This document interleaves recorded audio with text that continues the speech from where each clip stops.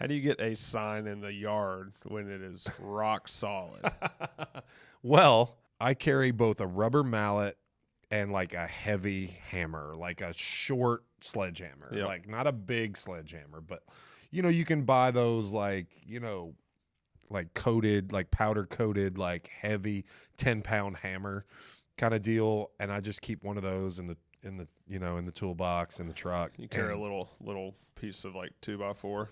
2x4 is nice when you're using the heavy hammer because you damage the sign. So I do have a small like block of 2x4. The rubber mallet is what I use normally. Yeah. But the rubber mallet ain't doing the job. You got to do the old stand and shimmy kind of jump on it, on the little rail thing. Be careful if you're on the heavier side like me. Probably look ridiculous doing it. You're going to look ridiculous. You might break the bar underneath the sign, and then you can't get your rider on.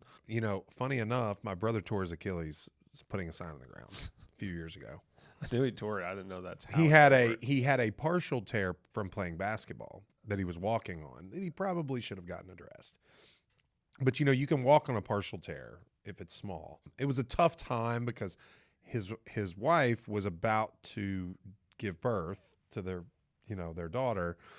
And he was playing basketball and got injured and figured this is a bad time to be hurt. So he's just going to power through. And then, his subconscious mind took over when he went out into the yard to have a sign, and he threw his foot up on that sign to kind of drive it into the ground with his foot. And that's when it tore. Then he couldn't even stand and hold his daughter for the first 8 weeks of her life. So imagine it's not been that long ago.